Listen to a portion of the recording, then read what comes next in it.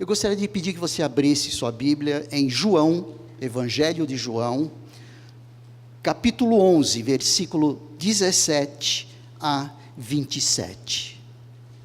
João, capítulo 11, versículo 17 a 27. É um texto bastante conhecido, que fala sobre Jesus ser a ressurreição e a vida.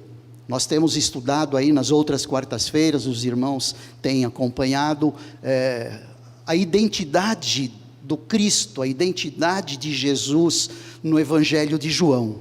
E aqui ele se identifica como a ressurreição e a vida. Eu sou a ressurreição e a vida. O texto diz assim: Ao chegar, Jesus verificou que Lázaro já estava no sepulcro havia 4 dias. Betânia distava cerca de 3 quilômetros de Jerusalém, e muitos dos judeus tinham ido visitar Marta e Maria para confortá-las pela perda do irmão. Quando Marta ouviu que Jesus estava chegando, foi encontrá-lo, mas Maria ficou em casa. Disse Marta a Jesus: Senhor, se estivesses aqui, meu irmão não teria morrido. Mas sei que, mesmo agora, Deus te dará tudo o que pedires. Disse-lhe Jesus: O seu irmão vai ressuscitar. Marta respondeu: Eu sei que ele vai ressuscitar na ressurreição no último dia. Disse-lhe Jesus: Eu sou a ressurreição e a vida. Aquele que crê em mim, ainda que morra, viverá. E quem vive e crê em mim, não morrerá eternamente. Você crê nisso? E ela lhe respondeu: Sim, Senhor, eu tenho crido que tu és o Cristo, o Filho de Deus que devia vir ao mundo. Esse texto vem logo depois de Jesus receber a notícia da morte de Lázaro. Ele recebeu a notícia que Lázaro tinha ficado doente. Ele estava a 3 quilômetros de Jerusalém, e chegou 4 dias depois que Lázaro morreu. É um tanto quanto estranho isso, porque 3 quilômetros a gente consegue fazer aí talvez em 1 hora, ou talvez um pouco menos, com um passo um pouquinho mais rápido, mais célere, né? Mas ele demorou cerca de 4 dias para chegar, justamente para mostrar o seu grande poder, para revelar alguma coisa. Deus revelando alguma coisa através dessa demora de Jesus. Essa experiência é a experiência mais forte, mais contundente do poder de Deus. Jesus já tinha ressuscitado a filha de Jairo, que trabalhava numa sinagoga, líder de uma sinagoga. Já tinha ressuscitado o filho da viúva de Naim, mas esse caso foi o único caso em que ele ressuscitou alguém depois de 4 dias de estar dentro ali do túmulo, ou seja, quase que cheirando mal, porque os outros casos havia morrido e logo em seguida Jesus chega e ressuscita. Então esse foi o caso mais contundente, mais forte aí desse poder de Deus. Aliás, quando a gente olha o Evangelho de João, lá no final, no capítulo 20, versículo 30 e 31, o texto diz assim, que Jesus realizou muitos outros sinais miraculosos que não estavam registrados no livro, não estão registrados no Evangelho de João. Mas aí em seguida ele diz que o que foi registrado para quê? Para que eles crescem, os discípulos crescem, aqueles que testemunhavam tudo isso que tinha acontecido, crescem que Jesus era o Cristo, Filho de Deus vivo, e crendo, tenham vida em seu nome. Por isso é que tem tudo a ver com essa identificação que Jesus quis fazer aí em relação à ressurreição, porque eu sou a ressurreição e a vida. Mas o ponto central dessa experiência maravilhosa, não é? Dessa experiência que marcou realmente o Cristo amado, o Jesus como o Deus encarnado, pelo menos para alguns, não é? Pelo menos para aqueles que haveriam de ter essa experiência com Deus, não é? Porque é uma questão de coração também, né? Porque muitos viram o que tinha acontecido ali com Jairo, muitos viram o que tinha acontecido nos outros casos, do rapaz e da moça, mas mantinham aquele coração duro, mantinham aquela postura arrogante de não crer, de não entender, de não aceitar Jesus. Isso tem muito a ver com os dias de hoje, não é? Quantas pessoas ouvem do Evangelho, ouvem a palavra, testemunham através da vida de pessoas o que o Evangelho fez na vida delas, e mesmo assim mantém o seu coração empedernido, duro, frio, não é? Arrogante, autossuficiente. Então nós vemos que os tempos mudaram, mas o homem é o mesmo. Os tempos mudaram grandemente, mas o homem continua autossuficiente, ele continua duro em seu coração. Então aí já vai uma grande lição para nós, quanto à avaliação de como está o nosso coração em relação ao que Deus faz na nossa vida, ao que Deus faz na vida daqueles que estão ao nosso redor, esposa em relação a esposo, pais em relação a filhos, filhos em relação a pais, mas mesmo assim a dureza continua, mesmo assim o coração autossuficiente continua. Mas essa parte central aqui desse texto é um diálogo, é esse diálogo que acontece de Marta para com Jesus. Marta dizendo para Jesus: olha, se o Senhor tivesse chegado um pouquinho mais cedo, o meu irmão não teria morrido. Mas ela continuava esperançosa e dizendo ali: mas eu sei que tudo quanto pedires a Deus, Ele fará, mesmo depois de 4 dias. Então o diálogo começa assim. A resposta de Jesus foi uma resposta muito formal, quando ele diz ali no versículo 21, que ele haveria de ressuscitar. Isso soa como se fosse olha, Deus vai te consolar. Nos dias de Jesus, essa palavra de Jesus ali, que ele haveria de ressuscitar no último dia, os judeus criam nisso, os fariseus criam nisso, os saduceus não criam, mas a maioria dos líderes judeus, sendo fariseu, eles criam nisso, eles criam na ressurreição. Então quando Jesus disse: olha, mas Lázaro vai ressuscitar no último dia, isso soa como uma colocação formal hoje. Olha, meus sentimentos. Quando nós abordamos as pessoas que perdem alguém, a afirmação de Marta atesta isso, quando ela diz: eu sei que meu irmão vai ressuscitar no último dia. É como se ela disse assim: me fala alguma coisa nova. Não é? Isso eu já sei, eu sei que ele vai ressuscitar no último dia. Então os judeus, eles tinham isso em mente, da ressurreição dos últimos tempos. Então eu diria assim: se hoje nós estivermos com essa nossa mente voltada a essa realidade de que haverá uma ressurreição, e de que nós, depois da morte, teremos uma vida futura, nós já estamos ganhando alguns pontos, vamos dizer assim. Nós já estamos caminhando um pouquinho positivamente, mas só que Jesus, ele traz para ele, não como uma colocação formal, como Maria tinha percebido, ele traz para ele que ele é a ressurreição. Quando ele diz no versículo 25, disse-lhe Jesus: eu sou a ressurreição e a vida. Isso vai além do formal, ele traz para ele a realidade de que ele, Jesus, era a ressurreição. não que promovia a ressurreição.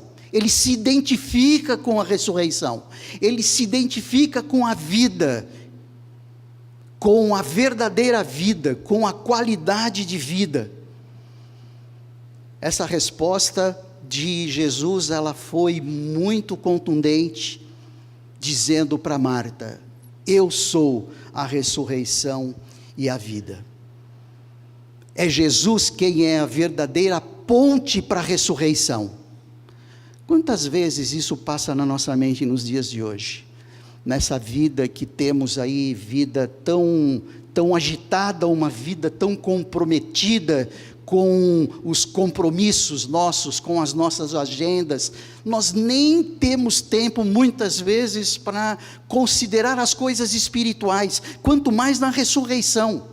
Por isso é que muita gente, quando se vê às portas da morte, entram em desespero. Em condições normais é para entrar mesmo, não é mesmo? Hoje tem um cunhado meu que foi cirurgiado, ele foi operado com câncer nos intestinos. Qual foi a primeira coisa que lhe passou na mente, ou as coisas que alimentaram o seu ânimo? Eu sou de Jesus e eu sei para onde eu vou. A ressurreição estava na mente dele. Por quê? Porque ele tinha uma experiência com Cristo.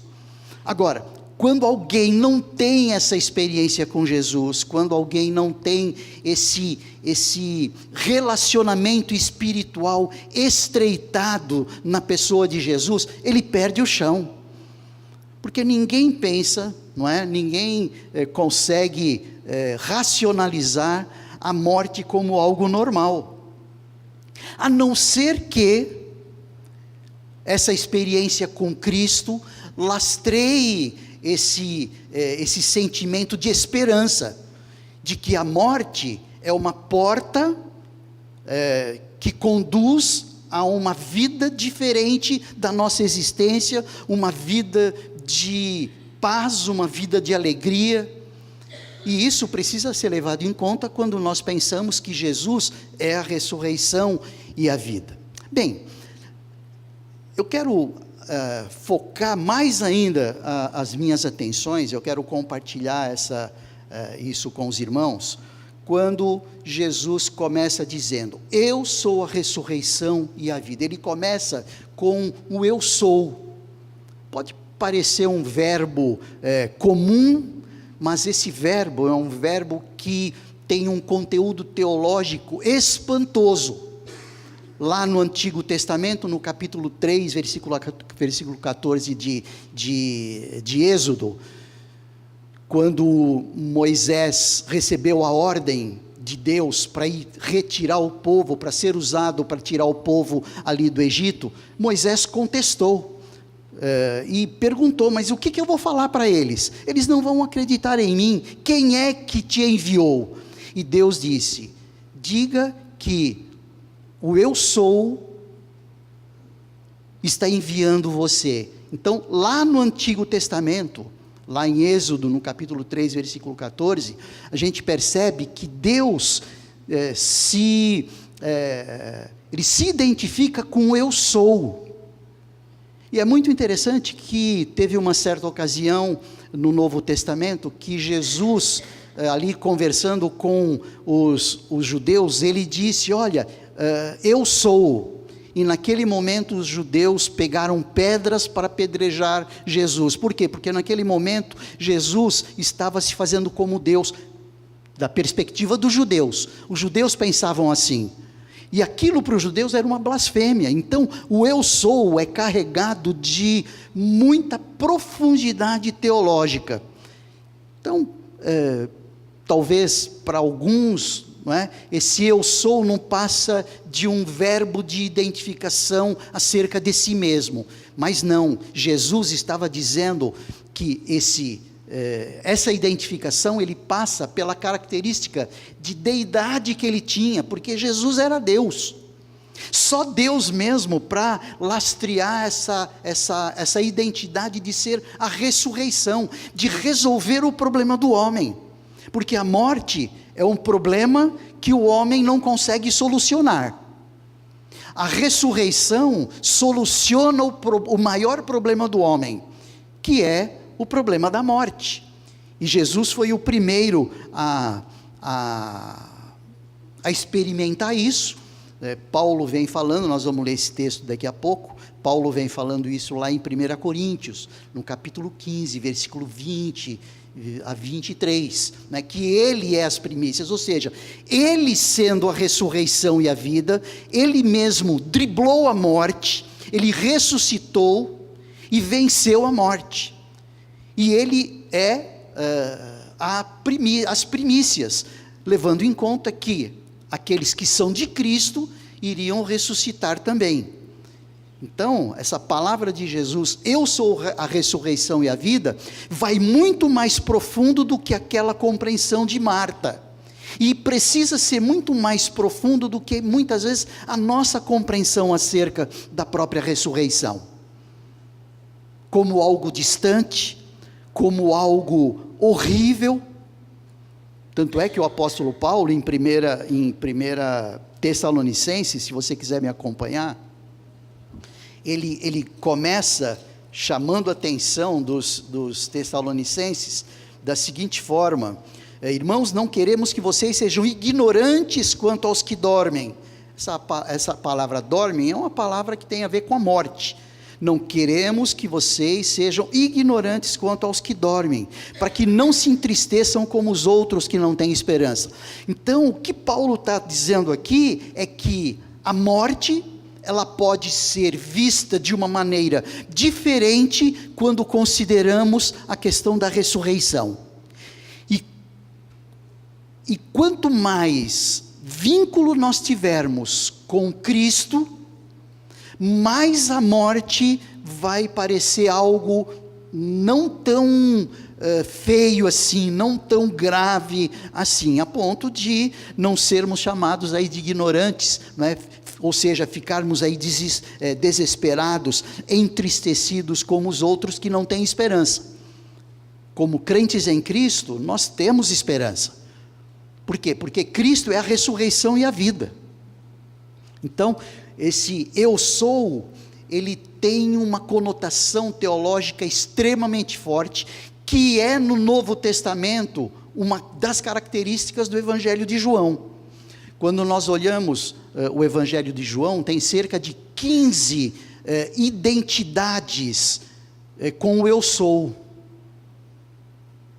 Nessas quartas-feiras, estão sendo estudadas apenas 7, mas tem outras 8 dentro do Evangelho de João com eu sou, eu sou, eu sou, ou seja, Jesus identificando-se com ou a água da vida, ou a luz da vida, ou a porta das ovelhas, ou o bom pastor, enfim, não é?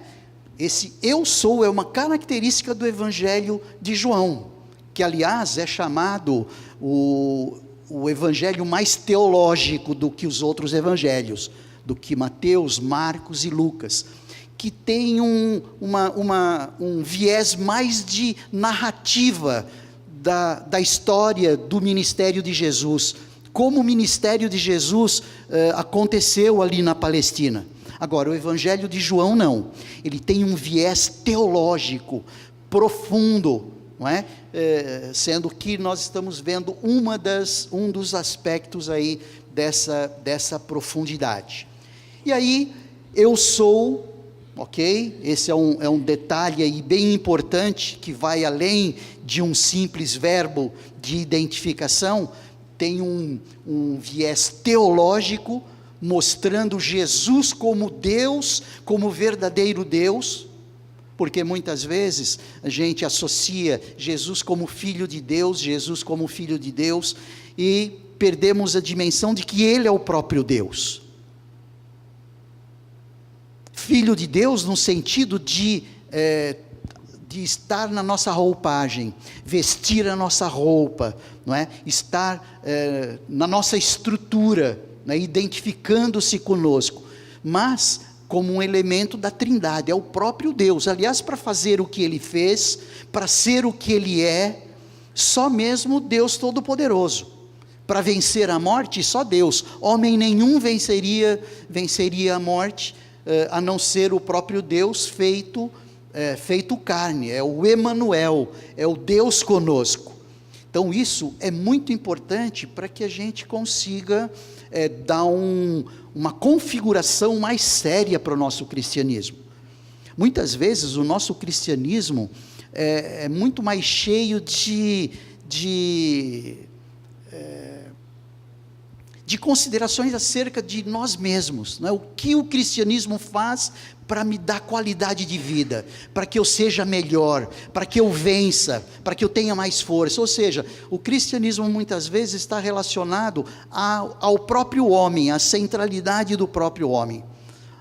E esses aspectos bem teológicos que são características do Evangelho de João, bem compreendidos, nos levam até uma vida com uma configuração um pouquinho mais séria, um pouquinho mais comprometida com as exigências do reino, não é? E como cidadãos do reino que somos. Bem, Jesus, quando ele disse, eu sou a ressurreição e a vida, na realidade ele estava dizendo assim, eu sou a ressurreição dos mortos e a vida dos vivos. Nós vamos ver agora como a ressurreição dos mortos é um elemento e o que significa isso para nós que estamos vivos, porque senão a questão da ressurreição acaba sendo apenas um bilhete de seguro para a vida eterna, não serve nada para nós hoje. Em que sentido Jesus, sendo ressurreição e a vida, nos atinge? Mas, só para a gente trabalhar aí a sequência de como ele colocou, né, eu sou a ressurreição dos mortos, quando ele diz ali no versículo 25, né, eu sou a ressurreição e a vida, aquele que crê em mim, ainda que morra, viverá. O próprio Cristo, ele ressuscitou. Aqui, quando ele estava conversando com Marta ainda não tinha visto esse elemento da ressurreição de Cristo, porque Jesus ainda não tinha passado pela cruz. Mas nós sabemos agora, não é, que Jesus ressuscitou e ele podia dizer que, olha, eu sou a ressurreição, eu não só promovo a ressurreição de Lázaro, como eu vou promover, mas a ressurreição de todos nós num determinado momento, num determinado instante. Aquele texto que eu comecei a ler de 1 Tessalonicenses, ali no capítulo 4, quando ele diz ali, abra sua Bíblia ali, em 1 Tessalonicenses, só para você acompanhar comigo enquanto eu bebo uma água.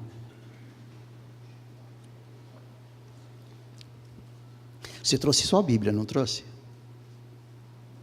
Essa pergunta não era para fazer, Josaniel?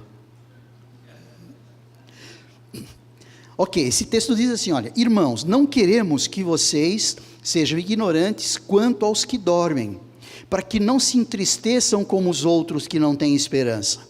Se cremos que Jesus morreu e ressurgiu, cremos também que Deus trará, mediante Jesus, e com Ele, aqueles que nele dormiram. Então, da mesma forma como Jesus ressuscitou, aqueles que são de Cristo, se cremos que Jesus morreu e ressurgiu, cremos também que Deus trará, mediante Jesus, ligado a Jesus, sendo de Jesus, e com Ele, aqueles que nele dormiram. Então a ressurreição de Cristo é repassada para nós. Isso é fantástico, porque nós nos lembramos que depois que Jesus Cristo ressuscitou, muitas foram as experiências ali, pelo menos 40 dias, ele esteve com os discípulos, nas mais variadas experiências, como entrar num lugar fechado, vencendo as limitações de corpo e espaço, andando com os discípulos um tempão, entrando com eles, ceando com eles, os discípulos ali de Emaús, e eles não reconheceram Jesus. No momento em que Jesus parte o pão, imediatamente eles reconhecem Jesus e imediatamente Jesus desaparece. Um corpo diferente, um corpo que venceu a morte. É esse corpo tal qual de Jesus que será o nosso depois que Jesus Cristo vier. Nós vamos morrer, a não ser que Jesus Cristo volte antes e nós estivermos vivos. Quando Ele vier, nós seremos arrebatados, não é? Num piscar de olhos seremos levados para encontrar com Jesus nos ares. É o que o apóstolo Paulo nos ensina aqui em 1 aos Tessalonicenses. Agora, esse detalhe de a semelhança da ressurreição de Jesus, nós ressuscitarmos também, isso é maravilhoso, isso é fantástico. Isso faz com que a morte para nós não tenha aquele caráter permanente e definitivo, e sim um caráter como se fosse uma porta de entrada para uma outra existência, uma porta de entrada para uma nova dimensão de existência, uma nova dimensão de vida, muito diferente dessa que nós vivemos agora, com sofrimento, com angústias, com aflições, com medos, com violência, enfim, tudo aquilo que nós sabemos o que significa a nossa vida, com frustrações. Uma vida completamente diferente, numa outra dimensão, vivendo com Cristo. Eu não sei como vai ser isso, eu só imagino que vai ser maravilhoso. Só o fato de estarmos libertos da carne, libertos do sofrimento, libertos das decepções, libertos das doenças, isso já dá uma esperança diferenciada. Nós já conseguimos olhar para o futuro de uma maneira diferente, não, olhando a morte não como um fim, mas como um meio para nós atingirmos a perfeição, em termos de qualidade de vida. Quando nós olhamos, por exemplo, 1 Coríntios, no capítulo 15, abra sua Bíblia lá em 1 Coríntios, quando o apóstolo Paulo está trabalhando esse assunto da ressurreição de Cristo, todo o capítulo 15 de 1 Coríntios fala da ressurreição de Cristo. Ali a partir do versículo 20, até o versículo 24, ele diz ali: mas de fato, Cristo ressuscitou dentre os mortos, sendo Ele as primícias dentre aqueles que dormiram. Visto que a morte veio por meio de um homem, também a ressurreição dos mortos veio por meio de um só homem. Pois da mesma forma como em Adão todos morrem, em Cristo todos serão vivificados, mas cada um por sua vez, Cristo primeiro, depois, quando Ele vier, os que lhe pertencem. Muito interessante aqui nós vincularmos a nossa ressurreição, porque essa ressurreição, quando Jesus Cristo vier, só há de ser em relação aos que têm uma experiência com Cristo. Por isso que ele diz aqui: pois da mesma forma como em Adão todos morrem, em Cristo todos serão vivificados. Isso significa que aqueles que estiverem unidos com Cristo, que estiverem comprometidos espiritualmente com Cristo, é que vão ressuscitar. Aí depois o Apocalipse, no capítulo 20, vem ensinando para nós que essa é a primeira ressurreição. Aí instala-se o milênio, nós não vamos entrar nesse detalhe, só para dar essa palhinha aí. Instala-se o milênio naquele momento em que a igreja é arrebatada, instala-se o milênio, no final do milênio é que haverá a ressurreição dos mortos de maneira geral, é a ressurreição geral.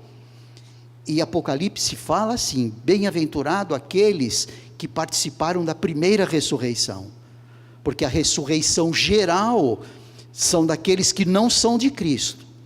E o destino, mostrado ali em Apocalipse, no capítulo 20, não é nada agradável. Isso não é para assustar, não é para coagir, é para alertar da necessidade que se tem de ter essa experiência com Jesus, que vai além de uma posição racional, que vai além de uma racionalização da fé. Não, é uma experiência espiritual mesmo, é um novo nascimento mesmo. É aquilo que João fala ali no começo do Evangelho de João. Ele veio para o que era seu, os seus não o receberam, portanto, mas aqueles que o receberam, deu-lhes o poder de se tornarem filhos de Deus. Não que nasceram naturalmente do relacionamento do homem e a mulher. João vem falando exatamente assim, mas nasceram de Deus. Então, esses que nasceram de Deus, é que são os que hão de ressuscitar na primeira ressurreição. Nós estamos falando que Jesus é a ressurreição e a vida. Então, é muito pertinente nós trabalharmos essa ideia. Para quê? Para que nós estejamos avaliando os nossos passos, os nossos caminhos, a nossa espiritualidade. Como é que está isso?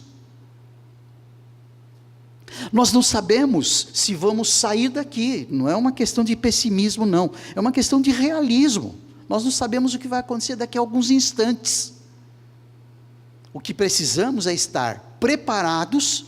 Não é? É essa a ideia do preparo. Preparados para que quando, ou através da morte, ou através da chegada de Jesus, nós estarmos com a nossa situação espiritual ok diante de Deus. Bem, com isso, a morte, ela ganhou uma outra conotação. A morte não é uma porta que se fecha, mas uma porta que se abre para continuar a viver numa outra dimensão. Melhora, não é? Uma dimensão melhor.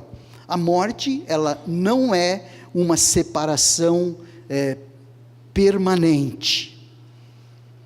E não muda a nossa identidade. É muito interessante isso. Muitas pessoas têm muita curiosidade em relação aos parentes, mas é interessante que Jesus disse para Marta: olha, Lázaro, ele vai ressuscitar. Isso vincula a identidade da pessoa com a vida pós-morte. Isso significa que nós não mudamos de identidade depois da morte, na nossa ressurreição. Se nós não mudamos a nossa identidade, eu continuo a ser eu, Joseniel continua sendo Joseniel, Felipe continua sendo Felipe, Rosana continua sendo Rosana, Cícero continua sendo Cícero. Isso significa, no mesmo ambiente, mantermos a nossa identidade. Isso nos dá uma dica de que vamos poder viver essa identidade familiar. Suposições, a partir disso que Jesus falou, não é? Lázaro vai ressuscitar. Porque se fosse uma outra identidade, não vincularia o nome com a ressurreição. Bem, de qualquer maneira, não é uma separação permanente. E além da manutenção da identidade. Bem, então, são algumas considerações, existem outras que a gente poderia estar fazendo sobre a ressurreição dos mortos, mas eu gostaria de destacar que Jesus é a ressurreição e é a vida. Eu sou a vida dos vivos. Ou seja, a nossa vida, ela tem uma conotação diferente a partir do momento que eu tenho uma experiência com Cristo. Quando Jesus Cristo naquele texto de João também, João 10:10, quando ele diz ali, olha, o diabo veio para roubar, matar e destruir, mas eu vim para que vocês tenham vida, e tenham vida em abundância. Essa vida em abundância tem a ver com algo inerente a Cristo, porque Cristo é que nos dá essa vida diferenciada. É uma vida que nos permite estar num hospital alegre, pensa. É uma vida que nos permite estar confiantes no meio de desafios enormes, quando em situações normais, hospital significa sinônimo de tristeza e de sofrimento, desafios, problemas, angústias, significa sinônimo de afastamento, que eu quero estar afastado de tudo que se chama problemas na minha vida. Mas no momento em que eu tenho uma experiência com Cristo, no momento em que eu estou linkado com Cristo, para usar uma palavra bem atual, não é? Vinculado com Cristo, unido com Cristo, a minha vida, ela tem um viés diferente, ela tem um sentido diferente. Eu consigo estar alegres em todas as situações.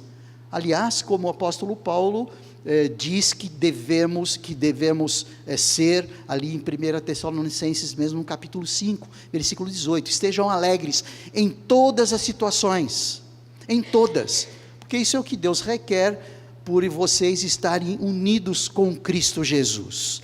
Então, Jesus é a ressurreição e é a vida, ressurreição dos mortos e a vida para os vivos. Vida no sentido, não de vida física, zoe, né? A palavra no original que quer dizer é a vida que meu gato tem, o meu animal tem, nós temos essa vida comum, mas vida de qualidade, esse sentimento, as emoções equilibradas, não é? Os sentimentos equilibrados, ou mais equilibrados, pelo menos, não é?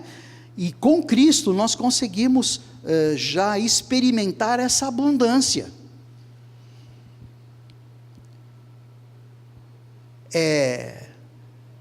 Jesus sendo a vida dos vivos, é já compartilhar da vida divina, ou seja, é a centelha divina já permeando as nossas vidas, é nós já vivendo algum grau da dinâmica de Deus, presos ainda, não é? Presos ainda na carne, presos ainda em termos de espaço e tempo, não é? Presos ainda aos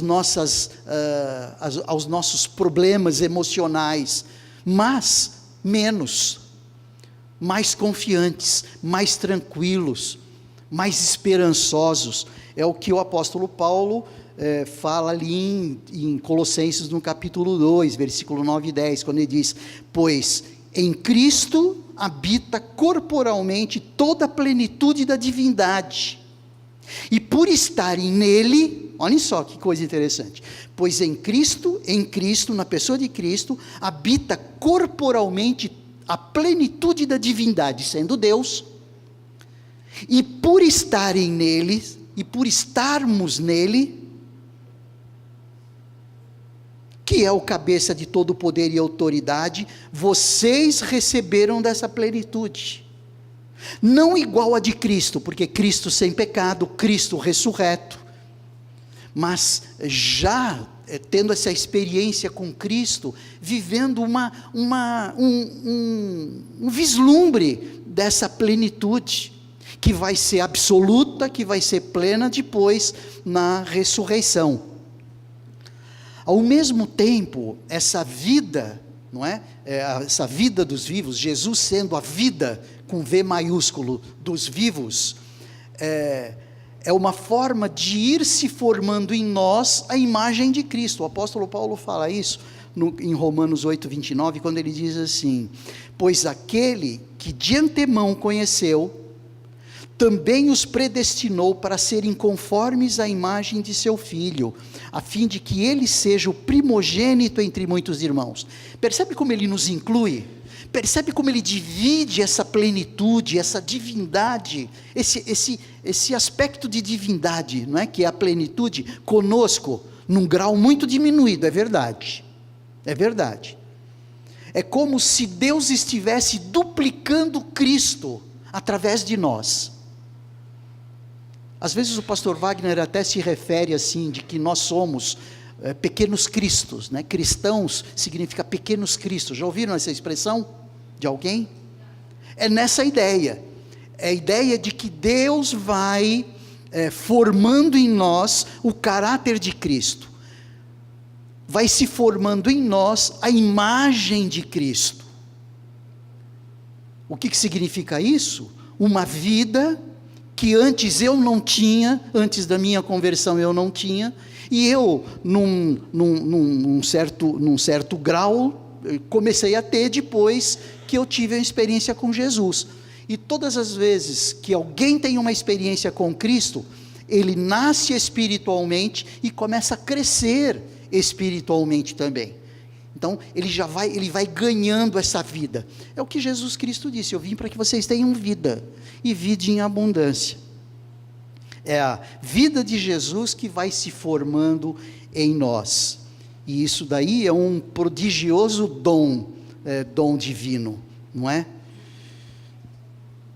Quando Paulo fala ali em Filipenses no capítulo 4, não estejais ansiosos por coisa alguma, antes em tudo sejam conhecidas as vossas orações com súplicas e ação de graças, e a paz que excede todo o entendimento cuidará dos vossos corações e as vossas mentes em Cristo Jesus.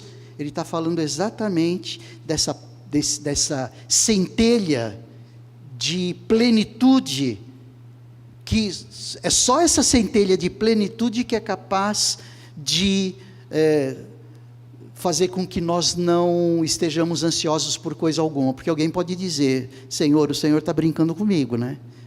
Os desafios são tão grandes, as dificuldades são tão grandes, os sofrimentos são tão grandes, como não estar ansioso por coisa alguma? Mas aí é que está, quanto mais comprometidos e compromissados nós estivermos com Jesus, mais estaremos desfrutando de parcelinhas, vamos dizer assim, dessa plenitude de Deus, que vai sendo acrescentada a nós, não é? Porque à medida que nós vamos sendo moldados à imagem de Cristo, nós vamos ganhando essa plenitude, e é isso que vai fazer com que a gente consiga respirar fundo nas situações de desafio. É isso que faz com que nós possamos estar num hospital recebendo um diagnóstico médico horrível e podemos estar descansando em Deus, não é? Sossegando em Deus, como o Salmo 46:10 fala. É só essa centelha da plenitude de Deus que vai fazer com que a gente perceba isso. Isso é o que Jesus fala: eu sou a ressurreição e a vida. A ressurreição no sentido do que vai nos acontecer depois da morte, e a vida é o quanto nós experimentamos dessa vida de Jesus no aqui e no agora. Bom, eu quero concluir com esse versículo, com o final do versículo 26, quando Jesus faz uma pergunta para Marta. Essa pergunta é uma pergunta que você precisa levar para casa. Essa resposta, ela não precisa ser dada em público, mas ela precisa ser dada para Deus, porque é uma pergunta que Deus está fazendo. Deus fez na pessoa de Jesus para Marta. Qual foi essa pergunta? Veja aí na sua Bíblia, no final do versículo 26, qual é essa pergunta? Você crê nisso? Porque é uma questão de crer, e não não é crer aqui, não, na mente, é crer no coração. Quando a gente pega João, de novo, capítulo 3, versículo 36, ele diz: quem crê no Filho tem a vida. Vida. Quem não crê no Filho não tem a vida, mas a ira de Deus sobre ele permanece. Então essa pergunta, você crê nisso, que foi feito para Marta, e que está fazendo para cada um de nós, precisa ser respondida, sob pena de nós estarmos desfazendo de uma pergunta que o próprio Deus está fazendo para nós. Será que nós podemos responder como Marta respondeu? Sim, Senhor, eu tenho crido que Tu és o Cristo, Filho de Deus, que devia vir ao mundo.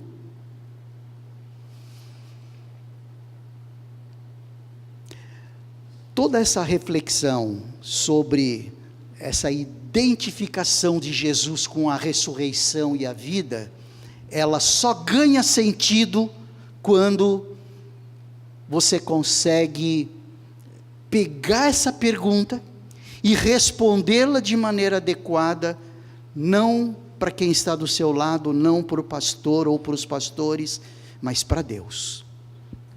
Isso precisa, porque afinal de contas é o próprio Deus a fazer essa pergunta. Você crê nisso? Marta disse: sim, Senhor, eu tenho crido que Tu és o Cristo, o Filho de Deus que devia vir ao mundo, para nos dar exatamente essa ressurreição, para nos permitir exatamente essa ressurreição,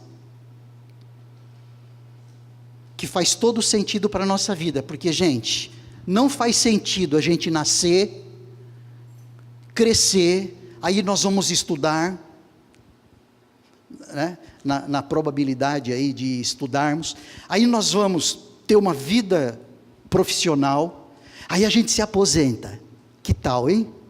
Salarião, joia, e aí depois a gente morre.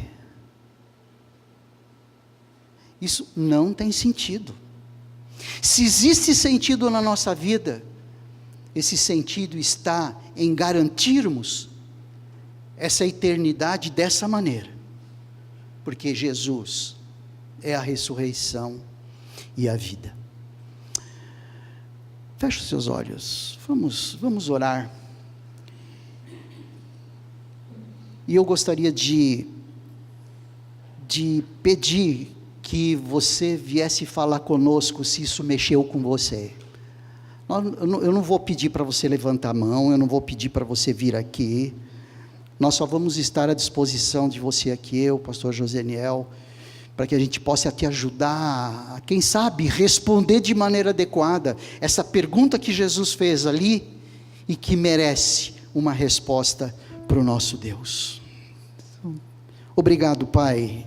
Obrigado porque a nossa vida ganha sentido, a nossa vida ganha vida com Jesus.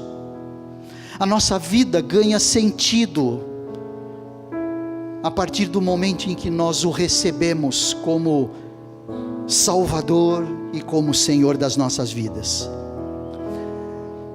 A nossa vida ganha sentido quando nós olhamos para a eternidade sem fim, juntamente contigo, juntamente com o Senhor, desfrutando das delícias celestiais, desfrutando da presença, da Tua presença, tendo as nossas lágrimas enxugadas por Ti mesmo, como o livro de Apocalipse, lá no finalzinho nos fala.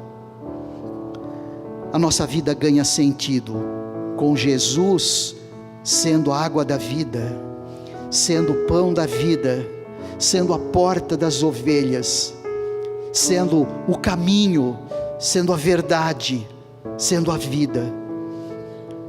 Pai, nós não queremos dormir esta noite sem ter essa certeza de que somos Teus.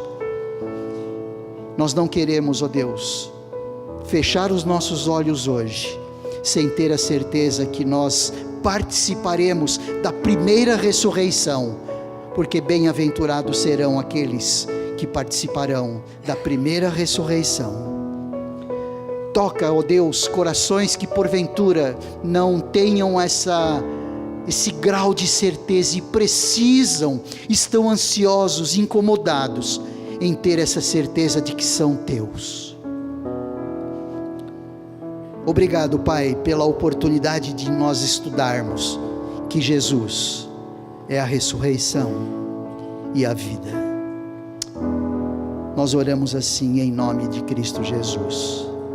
Amém. Alguma música? Deus abençoe você. Estaremos aqui, eu, pastor Joseniel, tá? Então, se você quiser orar junto conosco, estamos à disposição. Lá ali à frente, os diáconos estarão com a salva. Se você tiver pedidos de oração, ou se você colocou no seu coração entrega de dízimos, ofertas, esse é o momento. Boa noite, Deus abençoe você.